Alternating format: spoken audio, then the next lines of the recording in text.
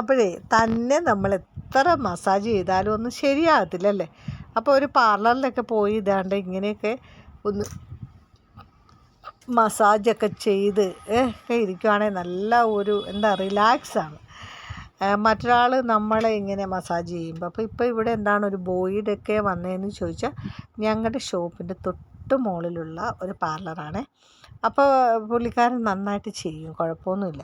അപ്പോൾ എനിക്കും കുറച്ച് അത്യാവശ്യം അറിയാവുന്നത് കൊണ്ട്, അത്യാവശ്യമല്ല ഞാനിത് പഠിച്ചതാണ്, അറിയാവുന്നതുകൊണ്ട് തന്നെ എന്താണ് ചെയ്യുന്നത് ഏതാണ് ചെയ്യുന്നതെന്നൊക്കെ ചോദിച്ചിട്ടാണ് ചെയ്യുന്നത്.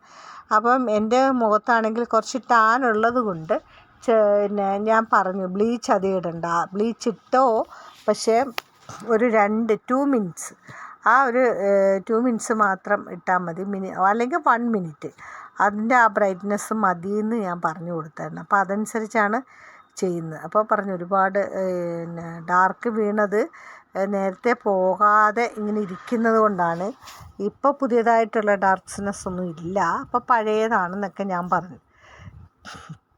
അപ്പോൾ പറഞ്ഞു ഇടയ്ക്കിടയ്ക്ക് ഇത് ചെയ്ത് കൊടുക്കണം, നമ്മൾ വീട്ടിൽ എത്ര ചെയ്താലും ശരിയാവില്ല എന്നൊക്കെ പറഞ്ഞു. കാരണം ചിലർ പറയും അതൊക്കെ പാർലറുകാരുടെ അടവാണെന്ന്. ഒരിക്കലുമല്ല, നമ്മൾ പാർലറിൽ പോയി ചെയ്യുമ്പോഴാണ് നമുക്ക് ആ ഒരു മാറ്റം നമുക്കറിയുന്നത്, ആ ഒരു എഫക്റ്റ്. അത് കഴിഞ്ഞാൽ പിന്നെ നമ്മുടെ ആ മുഖത്തൊരു മസാജും ഒക്കെ വരുമ്പോഴത്തേക്ക് ആ താഴോട്ടുള്ള കവിളിൻ്റെ ഇടിവും ആ റിങ്കിൾസും കണ്ണിൻ്റെ സൈഡിലുള്ള റിങ്കിൾസൊക്കെ ഒന്ന് നമുക്ക് മാറ്റി ഓവർകം ചെയ്യാൻ സാധിക്കും. മറ്റൊരാൾ ചെയ്തു തരുമ്പോഴാണ് അതിന് കൂടുതൽ നല്ല ഇതായിട്ട് കിട്ടുന്നത്. പിന്നെയെന്ന് പറയുന്നത് നമുക്ക് വേണമെന്നുണ്ടെങ്കിൽ മാത്രം ഇടയ്ക്ക് ഒരുപാട് കണ്ണിനൊക്കെ ചുളിവും നെറ്റിത്തടമൊക്കെ ചുളിവാണെങ്കിൽ വേണമെന്നുണ്ടെങ്കിൽ നമുക്ക് ഒരു മാസത്തിൽ 2 പ്രാവശ്യം ചെയ്ത് കൊടുക്കാം ഫേഷ്യൽ. അതല്ലെങ്കിൽ മാസത്തിൽ 1 ചെയ്താൽ മതിയാകും കേട്ടോ. അപ്പോൾ എനിക്ക് പറഞ്ഞ പോലെ ഒരുപാട് വലിയ കുഴപ്പം മുഖത്തിനില്ല. എന്നിരുന്നാലും എനിക്ക് നമുക്ക് മെയ് 1 അന്ന് ഒരു റിസപ്ഷനുണ്ട്. അപ്പോൾ അത് എങ്ങനെയാണെന്ന് വെച്ചാൽ എൻ്റെ സ്വന്തം നാടായ ആലപ്പിയിൽ വെച്ചിട്ടാണത്. ആലപ്പിയിൽ എൻ്റെ ഒക്കെ പ്രായത്തിലുള്ള എൻ്റെ ഒരു ഫ്രണ്ട്, ആ പുള്ളിക്കാരൻ അവൻ്റെ മകൻ്റെ കല്യാണമാണ്. അപ്പോൾ വർഷങ്ങൾക്ക് ശേഷം എൻ്റെ വീട് അവർക്കറിയാം. അപ്പോൾ വർഷങ്ങൾക്ക് ശേഷം വന്ന് എന്നെ ക്ഷണിച്ചിരിക്കുകയാണ്. അപ്പം ഞാൻ നമ്മുടെ നാട്ടിലേക്കാണല്ലോ പോകുന്നത്. അപ്പോൾ ഇത്രയും വർഷമായപ്പോൾ ഇടയ്ക്കിടയ്ക്ക് പല ഫങ്ഷനും ഞാൻ പോകാറുണ്ട്. എങ്കിലും ഇത് ഇച്ചിരി ലോങ് ആയി നിന്നിട്ട് ഒരു ടൈമിങ്ങിൽ നിന്നിട്ടാണ് ഇപ്പം ഞാൻ ഈ ഒരു ഫങ്ഷന് പോകണം. അപ്പം കുറച്ചൊന്ന് മിന്നിച്ചേക്കാമെന്ന് ഞാനും കരുതി. അതുകൊണ്ടാണ് ഒന്ന് ഫേഷ്യൽ.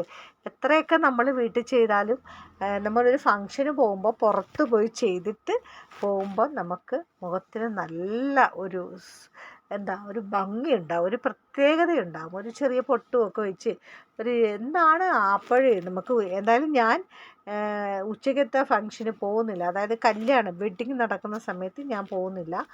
അന്ന് തന്നെ റിസപ്ഷനുണ്ട്.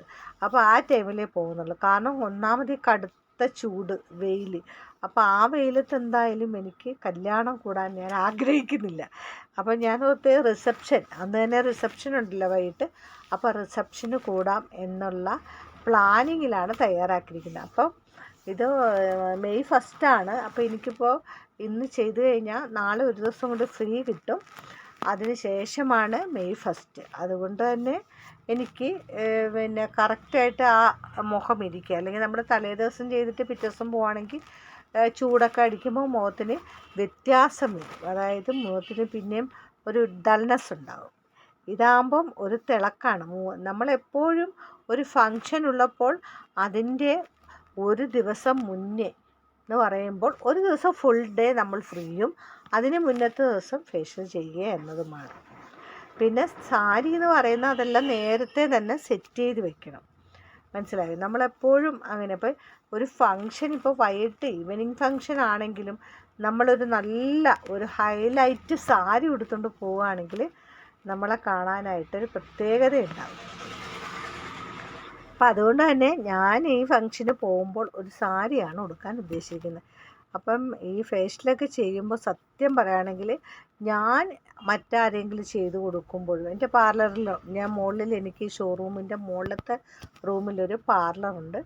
അപ്പോൾ ആ പാർലറിൽ അവിടുത്തെ കുട്ടി വരാത്തപ്പോൾ ആരെങ്കിലും ഫേഷ്യൽ വന്നാൽ ഞാൻ ചെയ്യുമ്പം അവരും സത്യം പറഞ്ഞാൽ ഉറങ്ങിപ്പോകുമെന്ന് പറയാറുണ്ട്. അപ്പോൾ അതുപോലെയാണ് എന്നെ ആരെങ്കിലും ചെയ്താലും, എന്നെ ഇങ്ങനെ മുഖത്ത് ഫേഷ്യൽ ഇടുമ്പോഴും അല്ലെങ്കിൽ നമ്മുടെ ഹെയർ മസാജ് കൊടുക്കുമ്പോൾ, ഓയിൽ മസാജ് കൊടുക്കുമ്പോഴൊക്കെ ഞാൻ നന്നായിട്ട് ഉറങ്ങിപ്പോകും. അപ്പം ഈ ഒരു സമയത്ത് നല്ല ഉറക്കമാണ് എന്നാണ് എനിക്ക് കണ്ടിട്ട് തോന്നുന്നത്. ഇത് എൻ്റെ കൂടെ വന്ന കുട്ടി, അതായത് എൻ്റെ സ്റ്റാഫ്, എൻ്റെ ഷോറൂമിൽ നിൽക്കുന്ന കുട്ടിയും കൊണ്ടാണ് ഞാൻ പോയത്. അപ്പോൾ അവൾ പിടിച്ച വീഡിയോ ആണിത്. അപ്പോൾ ഞാൻ ആ വീഡിയോ കണ്ടപ്പോഴാണ് കറക്റ്റായിട്ട് നമ്മുടെ മുഖത്തിൻ്റെ ഒരവസ്ഥ എന്താണെന്ന് നമ്മളിങ്ങനെ കണ്ണാടിയിലൊക്കെ നോക്കും, ഫോട്ടോ എടുക്കും, പക്ഷെ തുടർച്ചയായി ഈ വീഡിയോ ഇങ്ങനെ വന്നുകൊണ്ടിരിക്കുമ്പോൾ അതിലേക്ക് നോക്കിയപ്പോഴാണ് നമുക്ക് എത്രമാത്രം ചേഞ്ചസ് ആണ് വന്നിരിക്കുന്നത്. ആ പഴയ പ്രസരിപ്പും ഉന്മേഷവും ഒക്കെ എവിടെ പോയി എന്ന് നമ്മളൊന്നൊരു നിമിഷം ചിന്തിച്ചു പോകും. പക്ഷേ അതിൽ കാര്യമില്ല.